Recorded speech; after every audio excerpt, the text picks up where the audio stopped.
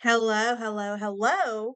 Welcome to Breezyville. This is a new, this is part of a new little playlist I'm doing that hopefully starting next season I'll do it from week one. So I started this on my TikTok, so I moved this segment over to, so I'm moving this over to my channel, which I love doing because I love football. And no, before you come at me, I did not get into football because Taylor Swift got into football all of a sudden. No, I've been a true football fan for as long as I can remember. When I say that, it's like I grew up in Alabama. So my football teams I had to choose from were Alabama and Auburn. It was Auburn without a doubt. Oh yeah, if you're new here, hit that like button, ring that bell for notifications, help a girl out.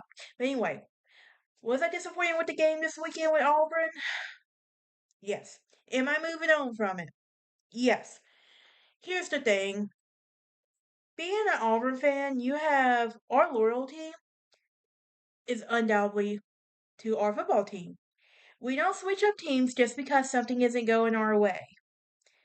So it's the spirit that we have. So a lot of y'all don't have to seem to have a lot of y'all have that problem actually.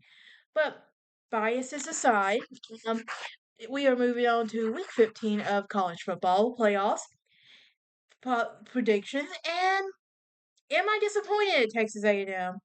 Yes, they choked.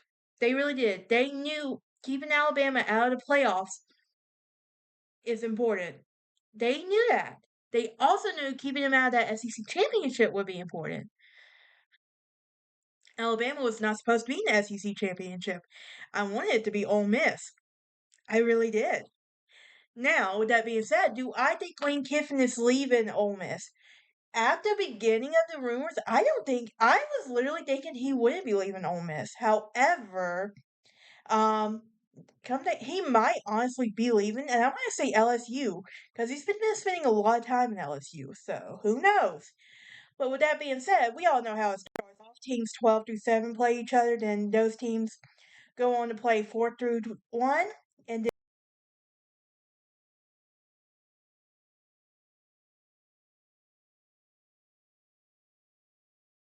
okay, my laptop went stupid on me, so I have no clue what happened on this.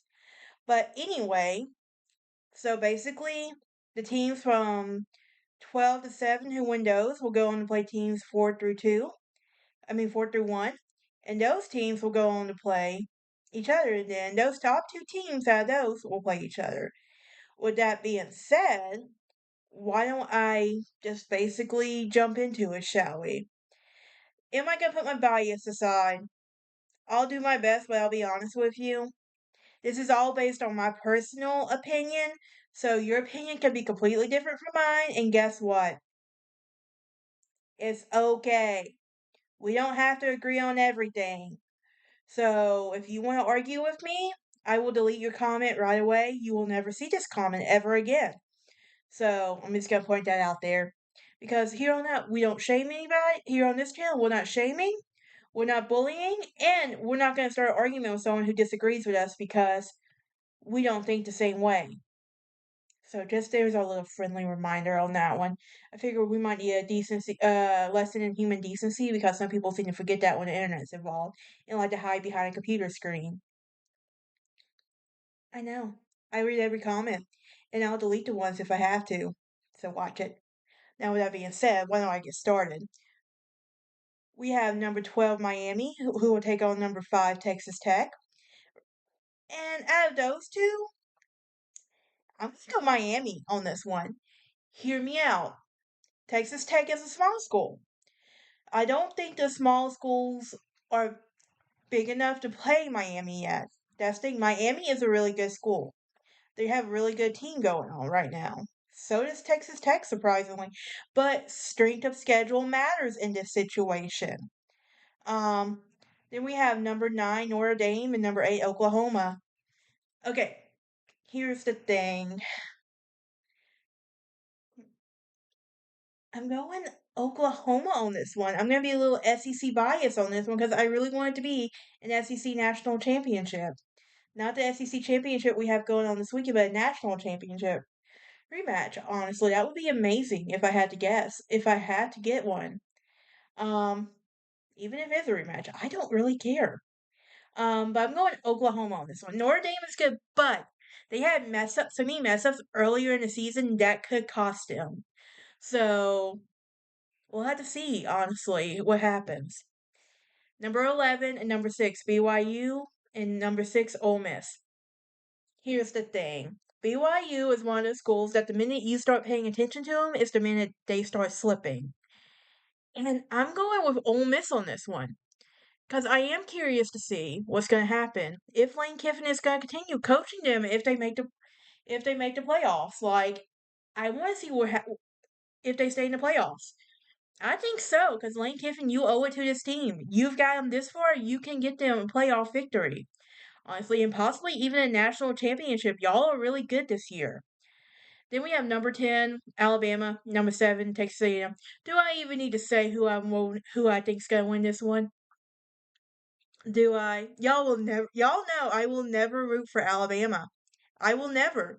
You cannot pay me enough. There's two teams in college football I hate the most. Alabama and Ohio State. I stand by that statement. If you don't like it, that's your own problem, not mine.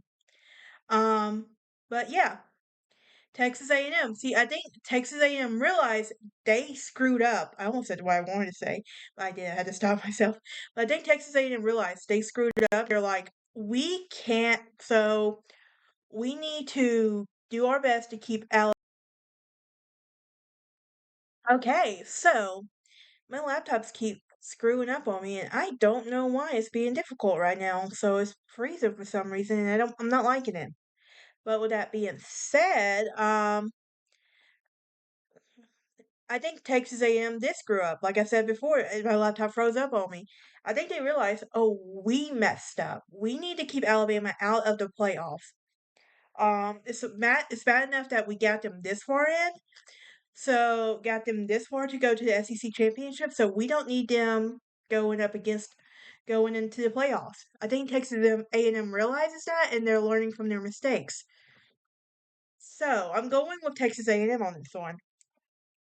And I'm really hoping my hope pays off for this one because Texas A&M has battered Aggie syndrome. They like to screw up the moment the stakes are really high.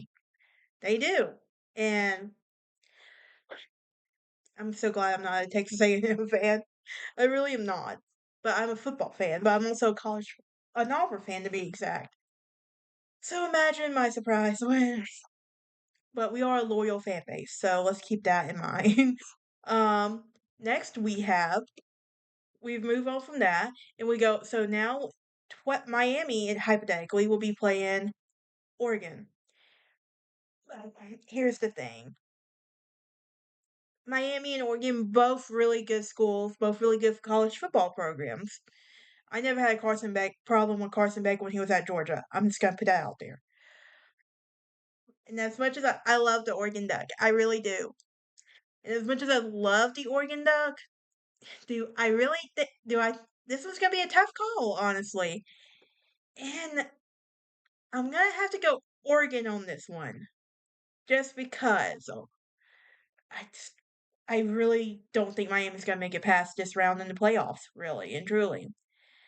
And then we have Oklahoma, who will play Ohio State. Y'all already know it. Oklahoma. It will be a cold day in hell before you see me rooting for Ohio State. I'm just saying. It's really due to the fan bases that Ohio State has. Okay. With that being said, let's try this one more time. Um, I really am gonna start from the beginning. But as I was saying, Ohio State has one of the most annoying fan bases. They really do. And you can't change my mind on that one. It's almost as annoying as Alabama. But here's the thing: as an Auburn fan, it's ingrained in us we hate Alabama. That's something I'm not breaking. I take my rivalry very seriously. With that being said, it's going to be Ole Miss and Georgia. I do believe while you cannot put two teams up against each other in the same season and expect the same outcome, it's going to be Georgia on this one. But not for the reason you may think. If Kiffin leaves Ole Miss during this playoff season or whatever, they're going to go through a coaching crisis. and they're going to have a temporary head coach taking over at Ole Miss to get them through the playoffs. And Ole Miss isn't going to know what to do about that. I believe that statement. Now, Georgia is a powerhouse in itself. And that wave at the end, I just love it no matter what happens. But then there's Texas A&M and Indiana. I'm going Indiana on this one. This is why you cannot put two teams up against each other in the same season. Sorry, I was still on Alabama and Texas A&M on this one for some reason. Texas A&M and Indiana. Let me rephrase that. But here's the thing: A&M is good enough to beat Alabama, but I don't think they're good enough to beat Indiana. I don't. So I'm going Indiana on this one. And now Oregon and Oklahoma. This is a tough one, but I'm going Oklahoma. Part of me wants that SEC bias so bad. But also, the other part of me knows that Oregon could win this, but Oregon has a habit of not making it far. Kiffin, for example. DeBoer, for example. I think DeBoer knew he was leaving Oregon, and he was like, "Nah, it's all good. I'm going to a national championship team anyway." Then there's Georgia and Indiana. I'm going Georgia on this one. Georgia is a really good school, really good football program, and it has been amazing. And they want that national championship again, even though it's been a few years. So Georgia for this one. Now out of Georgia and Oklahoma, Georgia hands down. Oklahoma might make history by going to the playoffs. Is making history by going to the playoffs and being in the national championship. But I don't see them winning the national championship. My personal opinion. But that is it. Y'all can join me after the conference championships this weekend as I discuss the new rankings, who I think is going to go to the playoffs, right? All right, y'all have